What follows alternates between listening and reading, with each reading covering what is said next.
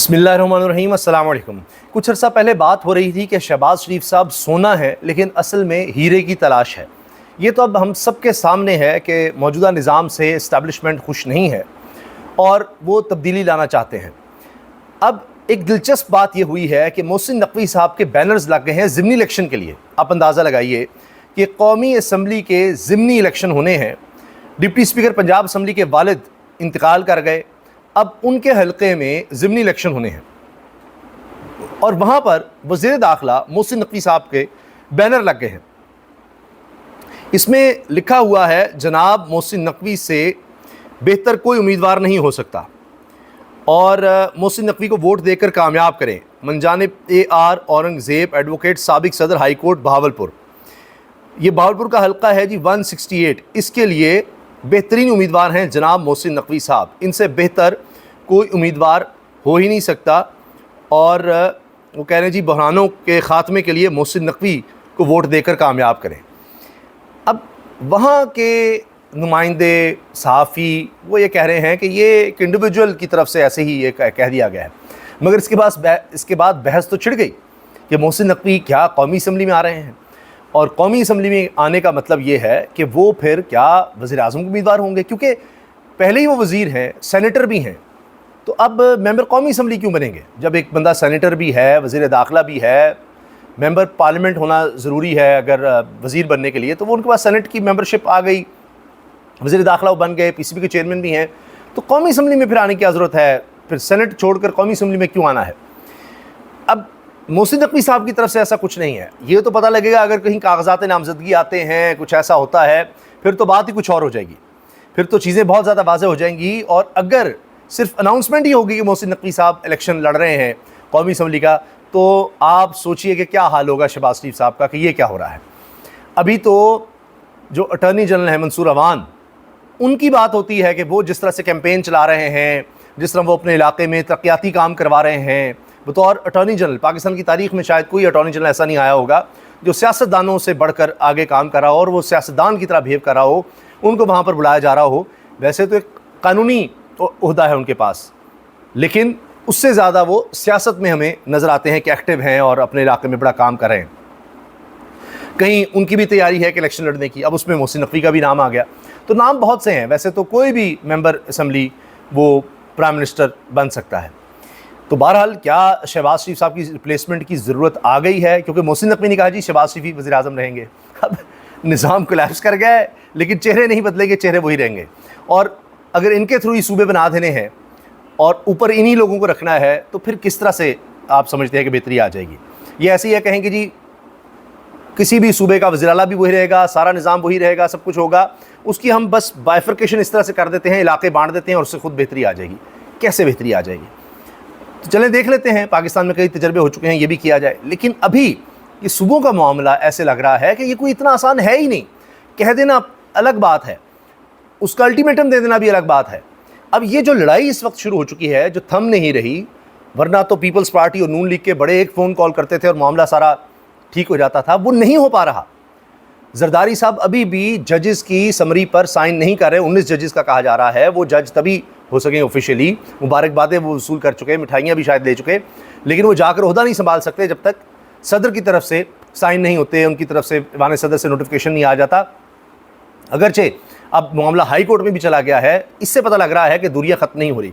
हमारी इतलात भी ये हैं कि अभी तक दरारें हैं वो ख़त्म नहीं हो सकें और इसमें तहरीक इंसाफ की तरफ से ही आ रहा है कि जी बिल्कुल पीपल्स पार्टी हमारे साथ अगर आना चाहती है तो आ जाए, लेकिन उसके लिए ये पहले जो आइनी ओहदे लिए हुए हैं, जिनमें सदर का होता है, गवर्नर के होते हैं, चेयरमैन सेनेट है, डिप्टी स्पीकर है, दीगर ओहदे लिए हुए हैं, तो इनको छोड़ दें पहले, उसके बाद आ जाएँ।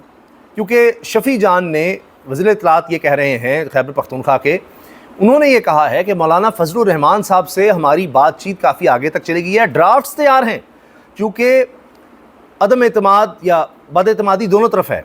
हमें भी कुछ तहफ़्फ़ुज़ात हैं JUI के साथ, JIU को हमारे ऊपर तहफ़्फ़ुज़ात हैं, तो उनकी तरफ से कहा जा रहा है जो भी होना है वो लिख कर करें।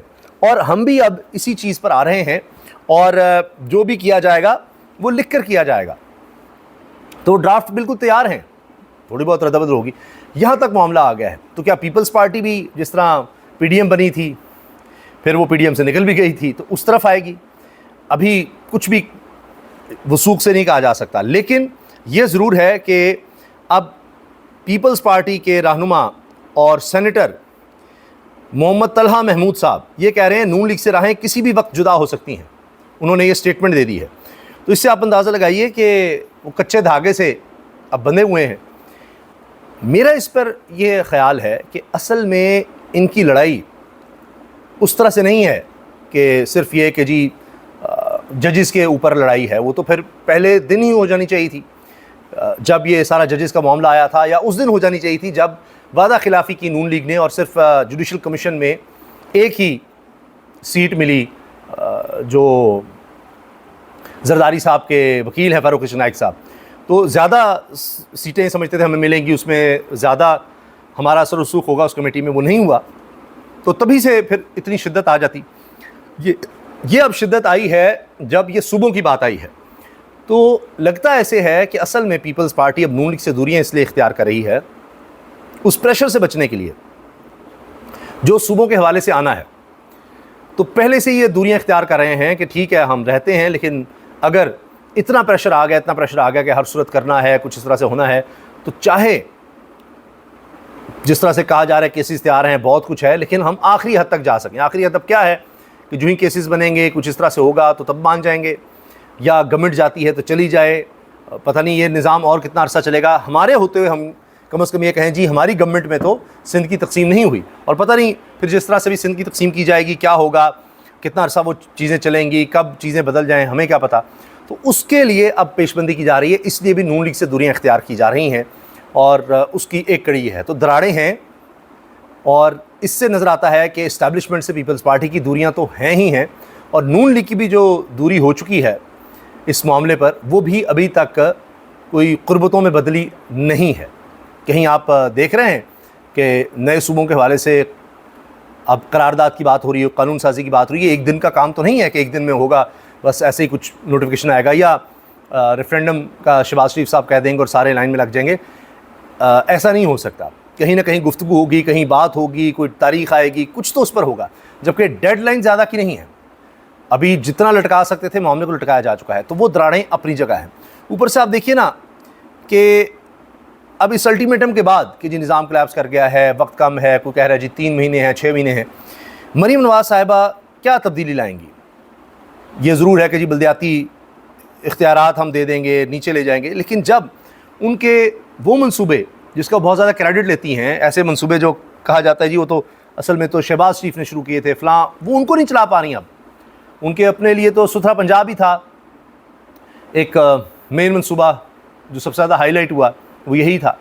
लेकिन मेट्रो बसेस का जब मामला है वो तो अटक गया है कि जी इतनी रकम ही नहीं रही अब पंजाब हुकूमत के पास, वरना तो कह रहे थे जी इतना बजट है। अब पंजाब हुकूमत के पास फ़ंड्स की कमी है। मेट्रो बसेस चलाने वाली कंपनी को फ्यूल फ़ंड्स की अदम फरामी है। निजी कंपनी वेडा ने फ़ंड्स की अदम फरामी पर 11 अगस्त से लाहौर में मेट्रो सर्विसेज बंद करने का ऐलान किया। तो मरीम नवाज़ साहिबा का मंसूबा तो ठप हो गया। जब उनसे यही नहीं चल रहा ये मेट्रो बसेस का, तो बाकी वो क्या काम चलाएंगी? चाहे वो सुथरा पंजाब है, चाहे दीगर उनके जितने भी प्रोजेक्ट्स हैं, वो किस तरह इनको लेकर चल पाएंगी? नज़र नहीं आता, बहुत मुश्किल लग रहा है। और अभी तो आगे फ़ंड्स देने हैं विफाक को, जो उन्होंने इस बजट में कह दिया है, और सबसे ज़्यादा हिस्सा जाएगा पंजाब की तरफ से। तब क्या होगा? पहले ही कर्ज़ों पर कर्ज़ ले रहे हैं। विफाकी हुकूमत हो, चाहे चचा जान की हुकूमत हो, चाहे भतीजी की मरीम नवाज़ साहिबा की हुकूमत हो, कर्ज़ों पर चल रही हैं दोनों हुकूमतें। कितना ये इसको घसीटेंगे, किस तरह से सारी चीज़ों को चलाएँगे? तो इसलिए अब मामलात ज़्यादा अरसा लगता नहीं है कि इनके कंट्रोल में रह पाएंगे, जिस तरह के हालात बन चुके हैं। और अब देखा यह जा रहा है कि फेलियर सिर्फ वफाकी हुकूमत की सतह तक नहीं है, ये सूबाई हुकूमतों की सतह पर भी है। इसी वजह से नए सूबों की बात हो रही है, और सबसे ज़्यादा तवज्जो मरीम नवाज़ साहिबा पर रहती है। ये सबसे बड़ा सूबा है, फिर ख़ानदान वही जो वफाक में है, वही पंजाब में है, तो आपका तो वर्किंग रिलेशनशिप भी बहुत ज़बरदस्त होना चाहिए। तो वहाँ पर अगर आप एडमिनिस्ट्रेशन को बेहतर नहीं कर पा रहे, गवर्नेंस को बेहतर नहीं कर पा रहे, वहाँ पर बच्चों की तादाद जो स्कूल से बाहर है उसको कम नहीं कर पा रहे, सेहत की सहूलियात में कोई बेहतरी नहीं ला पा रहे उस तरह से कि एक बाकायदा एक तब्दीली नज़र आए, नए नए हॉस्पिटल बना देना, लेकिन वहाँ भी आप देखिए उसी तरह रश है, लोगों के मसाइल हैं, तो फिर क्या फ़ायदा? शहबाज शरीफ साहब का सारा ज़ोर या रिकॉर्ड जो उन्होंने बनाया है वो बैरूनी मुल्क दौरों का बनाया है, जिससे पाकिस्तान को कोई अभी तक वाज़ेह फ़ायदा माशी तौर पर तो नहीं हुआ। साख बेहतर होना अपनी जगह है, ताल्लुकात मालिक से बेहतर होना अपनी जगह है, लेकिन उससे आवाम को कुछ भी नहीं मिल पा रहा, कुछ भी नहीं मिल पा रहा। हाँ, इनके सिर्फ दौरे हैं और ख़बरें हैं। अब फिर शहबाज शरीफ साहब जा रहे हैं, ऐसी तो नहीं मजाक बना के शहबाज शरीफ पाकिस्तान के दौरे पर आते हैं, असल में तो वो बैरून मुल्क के ही मामला देख रहे होते हैं। तो वो वजारत ख़ारजा ज़्यादा संभालते हैं, वज़ीर ख़ारजा के तौर पर ज़्यादा एक रोल में नज़र आते हैं, बजाय इसके कि पाकिस्तान के प्राइम मिनिस्टर हों, यहाँ के हालात पर उनकी गहरी नज़र हो, उस पर लोगों को एतमाद मिले। अब शहबाज शरीफ साहब जो हैं वो फिर जा रहे हैं जी दौरों पर, और इसी महीने मज़ीद 2 गैर मुल्की दौरे करने जा रहे हैं। वज़ीर-ए-आज़म शहबाज शरीफ 17 अगस्त से इंडोनेशिया का दौरा करेंगे और इंडोनेशिया के दारुल-हुकूमत जकार्ता में D8 सरबराह इजलास में शिरकत करेंगे, जहाँ मुख्तलिफ ममालिक के सरबराहान से मुलाकातें मुतवक्किल हैं। और शहबाज शरीफ साहब जो दोनों दौरे करने जा रहे हैं, इसमें अहम इलाक़ाई उमूर और रहनुमाओं से मुलाकातें और तबादला ख्याल होगा। मगर बात यह है कि पाकिस्तान के लिए क्या है, ये लोग जब बाहर जाते हैं कहते हैं जी पाकिस्तान में इन्वेस्टमेंट करें। पाकिस्तान में उस वक्त से कोई इन्वेस्टमेंट नहीं आई, बल्कि उल्टा असर होता है। जितना ये इन्वेस्टमेंट का कहते हैं, उससे लगता है कि बजाय इन्वेस्टमेंट आने के और कम होती चली जा रही है, बढ़ने के बजाय कम हो रही है। अब जनाब खान साहब की सेहत के हवाले से लग रहा है कि अब तहरीक इंसाफ इसको बहुत ज़्यादा सीरियस लेते हुए इस पर बयानियाँ बना रही है और इस मामले को बहुत ज़्यादा सीरियसली टेकअप किया जा रहा है।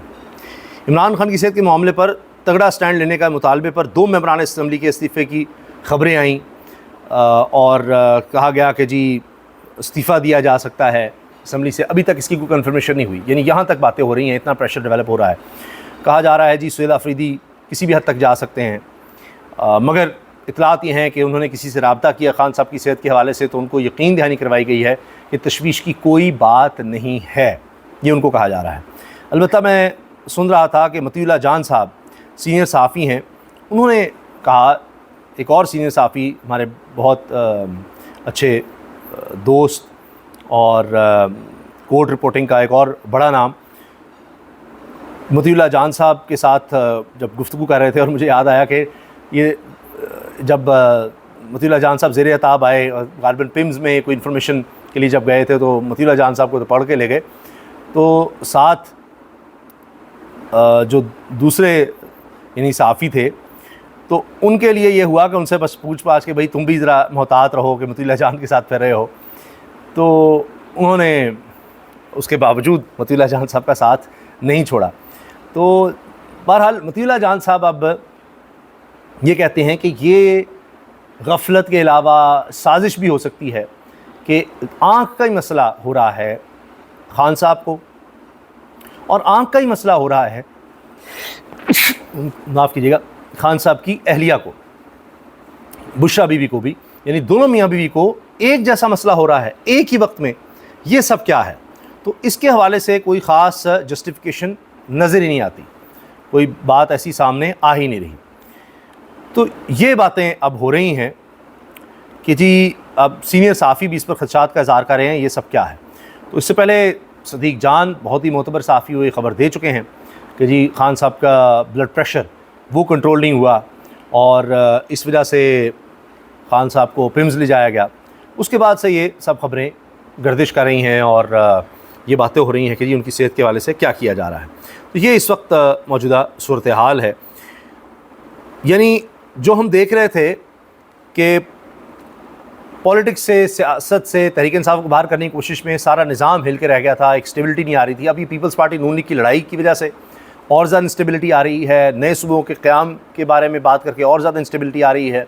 हाल ये हो गया है कि MQM के रहनुमा और मौजूदा वज़ीर सेहत मुस्तफ़ा कमाल साहब, साबिक़ नाज़िम कराची, वो तकरीर कर रहे हैं और कह रहे हैं जी कि ये आबादी कितनी बढ़ गई पाकिस्तान की, अभी तक उसी तरह से चलाया जा रहा है और हमने अंग्रेज़ों से, हमारे आबा अजदाद ने अंग्रेज़ों से आज़ादी हासिल की, लेकिन मुल्क आज अंग्रेज़ों के कुत्ते नहलाने वालों के हाथों में चला गया और कौम यरगमाल बना के दी गई।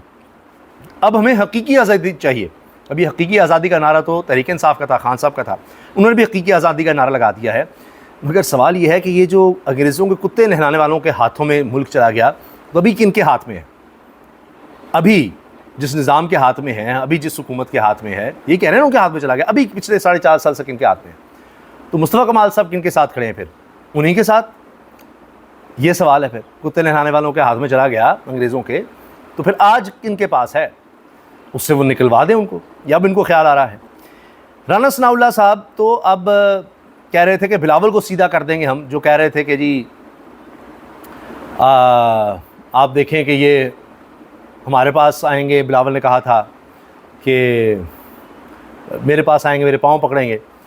तो बिलावल को उन्होंने कहा जी ये सब सीधे हो जाएंगे और हमें सीधा करना आता है, इस तरह की बात राना सनाउल्लाह साहब ने की थी। अब उन्होंने कह दिया मोहसिन नकवी आज़ाद नहीं, मुस्लिम लीग नून के सेनेटर हैं और पार्टी के वज़ीर दाखिला हैं। ले, वो तो मोहसिन नकवी साहब को सीधे हो गए हैं।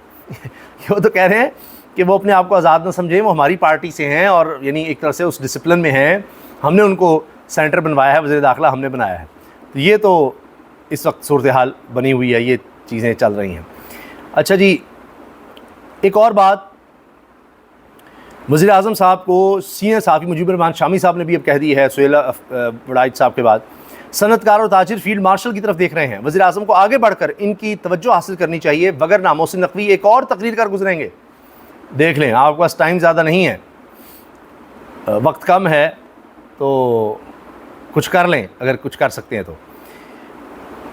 आखिर में खान साहब की सेहत का जिस तरह से मैंने जिक्र किया था, उसमें नज़र ये आ रहा है कि जब तक प्रॉपर इन्वेस्टिगेशन नहीं होती, कोई बोर्ड नहीं बैठता कि ये जो आंख में खान साहब के क्लॉट आया था वो भी ब्लड प्रेशर की वजह से आया था, क्यों उनका खून, जिसको आप आम लफ्ज़ों में गाढ़ा कहना कह सकते हैं, या उसमें जो क्लॉट आ रहा है, लोथड़ा बन रहा है, क्यों बन रहा है, तो एक इंडिपेंडेंट बोर्ड जब तक नहीं बैठ जाता तो इन खान साहब की सेहत के हवाले से खदशात कभी भी ख़त्म नहीं हो सकते, क्योंकि इस हुकूमत पर कौन ट्रस्ट करेगा?